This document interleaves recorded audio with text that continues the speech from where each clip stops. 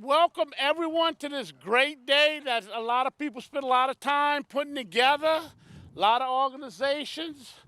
I want to thank everyone for coming today. Let me get to introductions. With the council, we have Dirk Guidry, we have Danny Babin with the council, we have John Amedee with the council. Oh, where's Beryl? Okay, I'm sorry. Beryl Amedee with the state representative. Thanks for coming, Beryl. And we have with the levee board, we have Reggie Dupre. We have Mitch Beaumont, Dan Davis with the board. And we can't forget Mr. Sue from Chauvin.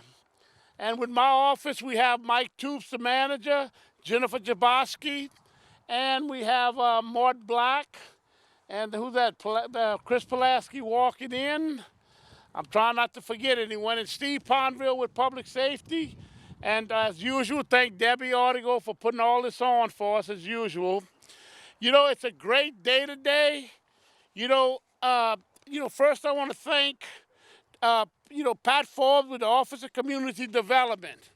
You realize we're looking at 70,000 linear feet of terracing. So that's 70,000 linear feet of terracing. That's 729 miles right out here.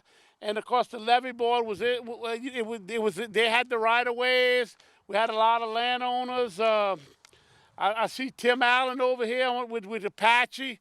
Apache has been a great supporter of coastal restoration and hurricane protection. They own a lot of land around here, and Tim's always been there for us. Thank you, Tim.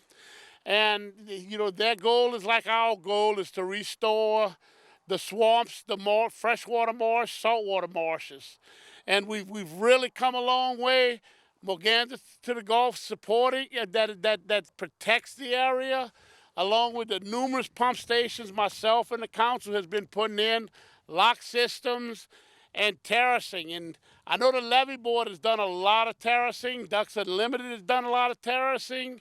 I know Conoco and Ducks Unlimited are starting some more terracing to the south of Pointe-aux-Chenes, and which is going to be a huge project. And I believe the equipment's out there as we speak, right?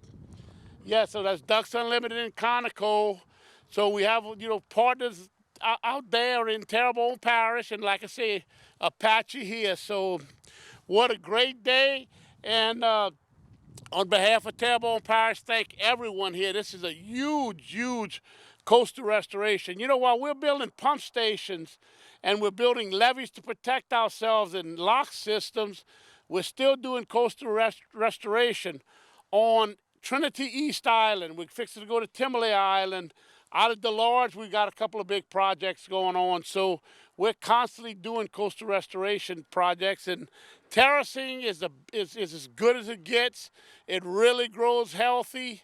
And I mean, Reggie Dupre and them, every chance they get, Tony Alford with their levee board, and the levee board, they build as much terracing as possible. They really build a lot of terracing. So with that, I'd like to turn it over to Miss Gina Campo with Pat Forbes' Office of Community Development.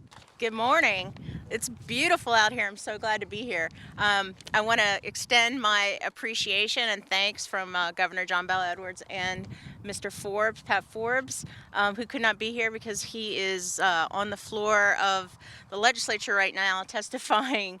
So he definitely pulled the short straw this morning. So it's really good to be here. This is, as Gordon stated, that this is one of our LASAFE funded projects through the Office of Community Development. And the reason why that is significant is that LASAFE is a program that was stood up by the Office of Community Development after Hurricane Isaac, and with funding from the National Disaster Resilience Funding Competition.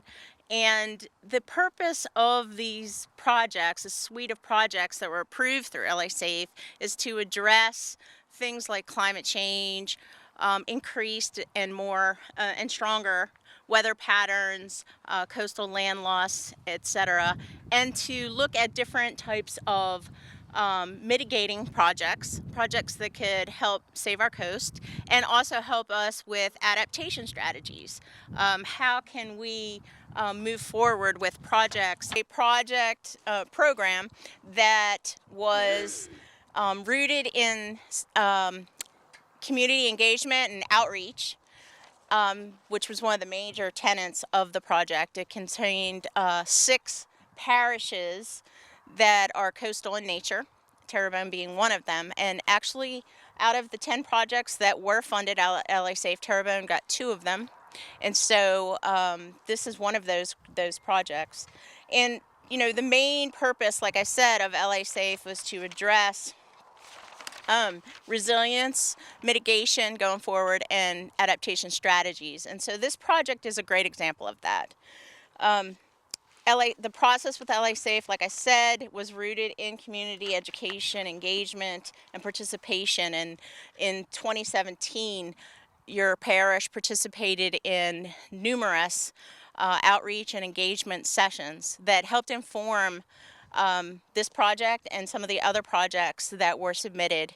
And as I stated before, 2 of them were actually funded ultimately. This is the Lake Boudreaux Living Mitigation project under LASAFE, and it is $3.6 million, which is coming from Office of Community Development. These are CDBG HUD funds, so that's why you see the Department of Housing and Urban Development up there. And actually, now that we're looking at the sign, there are a number of partners on this project, and I would really be remiss without calling them out because the money is just part of it, right? This project was started by the Corps of Engineers under a Silver Jackets grant, which is a planning grant. And so the whole idea and planning and feasibility of the project was vetted through that process, even before LASAFE came along. And then you have your engineering team, which includes Ducks Unlimited, Fenster Maker, APS, and of course the parish's leadership in, you know, putting together this project, putting together the different partners, etc. So that's all of that is very important to make a project happen. It's not just about the money. Obviously the project is intended to help protect and mitigate against future marshland loss, and also to rehabilitate habitat in this area. And there's a bunch of statistics and other things that I really am not qualified to speak to, and I'm going to have somebody else come up here and help us with that. But I just want to say that this is the reason why I love doing what I do, and that you guys are benefiting from a great project right here. And I really appreciate you inviting us here to speak to it. And we're glad that you're moving forward with the project and can't wait to come back and see it in 5 or 10 years from now. It's an amazing thing. So, and the only way, like I said, the only way these things happen is through the work of state, federal, and local partners, mostly local partners. But, you know, that's why we get these wins. So keep up the good work. So to talk about really the meat of it and what the project, just an overview of what the project's about and what it's going to look like. Nick Gaspard is here from APS, and kind of bear with him because I threw him under the bus and just said, hey, you look like an engineer. Can you please just give us a brief overview of what the project's all about? So again, thank you so much on behalf of my bosses, and I'm going to turn it over to Nick. I want to thank all the really smart people that actually worked on this, and that's going to be Ducks Unlimited. The engineer of this project is Mr. Will Sinak over there in the awesome Ducks Unlimited hat. And also APS, which Sergio over here, he's our geotechnical engineer. So he's in charge of making sure whenever we actually build those terraces, they won't sink below the water line and disappear forever. So We have about 730 acres. This is 2 areas that out a total of 10 are permitted for this project. The first 2 are funded with $3.6 million, and we will build approximately 13.2 linear feet of terraces. So what a terrace is going to do for you is, if you have an open water area, the wind drives across that open water area, what's called fetch, and it tears away at the shoreline. What these terraces are intended to do is to stop the area or the linear distance that water can travel, the wind can travel over the water, and knocking down the wind activity against your shoreline. These terraces are going to be built to about 3.5 foot tall, and on the outer rim we have a planting berm, which is just a beefier terrace, so when those waves actually do hit the terrace field, we have a little bit beefier terrace to absorb some of that wind energy. On top of these terraces, we're also going to plant some upland species right on the crown, Baccharis and Iva, and all around the perimeter where it's going to get wet part of the time, dry part of the time, we plant Sportina patens and Sportina alterniflora. Another positive side effect of these terraces is the bugs and bunnies that are inhabiting these areas, they like the edges of things. So right now you have big open water area and the lake rim, and that lake rim is the only real edge that you have for them to inhabit. Once you build 13 miles of terraces in the middle of the lake, now you have edge everywhere along the terraces throughout the lake. So it will increase biodiversity within Lake Boudreaux. Like he said, 13.2 miles of terracing is about 70,000 linear feet are being constructed over 13 miles.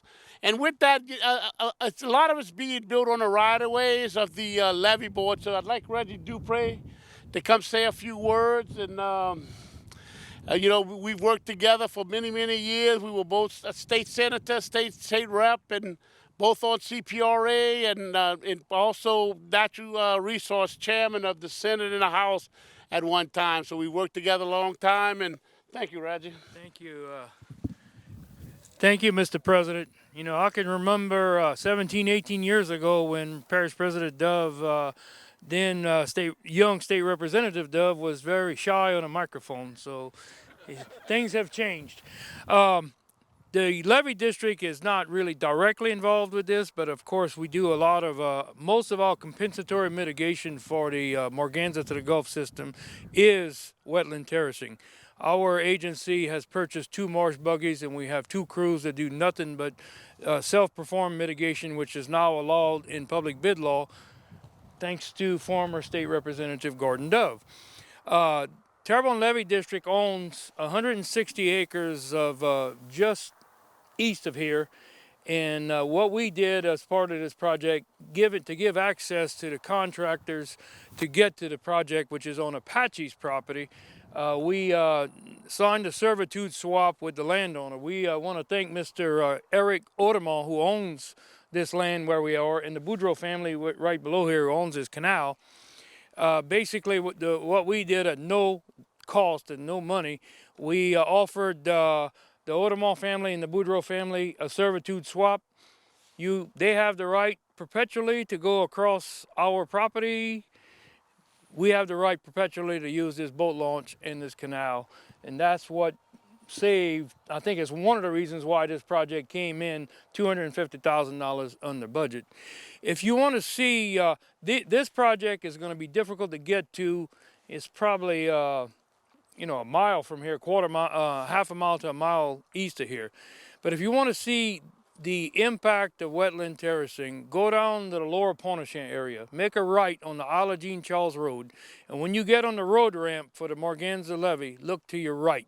You will see about 300 acres of wetland terracing on the outboard side of the Reach J1 Hurricane Protection Levee.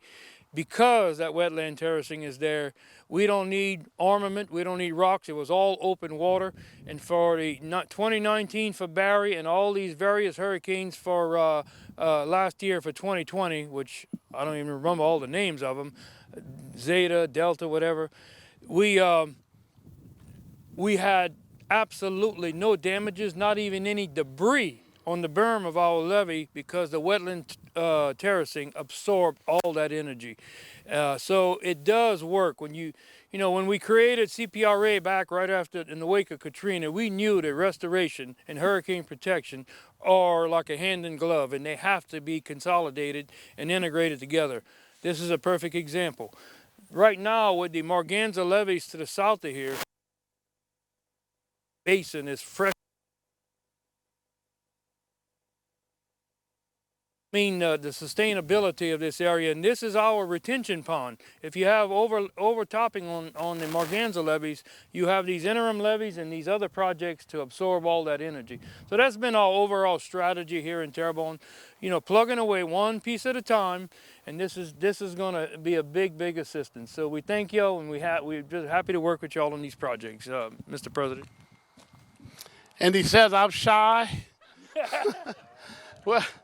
And with that, I want to bring out, I want to ask one of our state representatives to please come say a word. And Miss Beryl Amedee, and of course her husband John Amedee is with the council. And I want to also thank Tanner McGee, Jerome Zarang, Mike Facey, and Brett Lane, who work with the state, and of course Beryl, and to really help get the project, keep it funded, and keep where it's at. And of course, Jennifer Jaboski with my office, and Chris Pulaski instrumental in our office moving forward with it. With that, I'll turn it over to Miss Beryl Amedee, State Representative. Thank you. Well, it's a pleasure to see everybody out here today. These are always celebrations to me. When you represent a House district where the football field of land disappears every 90 minutes, when you represent a House district where the saying is that we sell land by the foot one day and by the bucket the next, this is always a cause for celebration. The more land that we can keep, the better we are. The more land we can rebuild, the better we are. So this will be beneficial for generations to come, to protect ourselves from the devastation caused by hurricanes, from just the daily tide. And I'm going to wrap it up so that I'm not in danger. Thank you all for coming, and thank you very much for all those who worked so hard on the project, the engineers, the architects. I have the easy part. I just have to worry about the funding. Let's give a round of applause for Beryl. Great job, Beryl. Thank you. And one of our major landowners in this, Tim Allen, would you like to say a word? With Apache, great partners of Terrebonne Parish, and between them and Conoco, the two largest landowners in Terrebonne Parish. Thank you, Mr. President. It is a pleasure to be here with you all today, and on behalf of Apache, we're certainly proud to partner with Terrebonne Parish on this project, as we have on many others. As President Dove said, we are a large coastal landowner. We spend a lot of our own energy, time, and resources to enhance and protect the wetlands that we are entrusted with, but we can't do it alone. So we're always seeking out partnership opportunities, as is the parish, and this is just a fine collaborative effort of all of the folks that you see on that sign that keeps wanting to fall down. But mostly, I think the parish took the ball and ran with it. Jennifer's name's been mentioned many times. She has worked tirelessly. These projects take a long time to come to fruition, too long in our estimation, but the wheels of progress are still turning in the right direction. So on behalf of Apache, we thank you, Mr. President, and appreciate the opportunity to partner with y'all again. And thank everyone for coming today. We're getting started on a project, long time coming, and the help of it. I can't thank my council members, John Amedee, Dirk Guidry's over here, Danny Babin, and we've come a long way here, and of course the rest of the council. And we're gonna get started in just more area that we're protecting in the Lake Boudreaux Basin.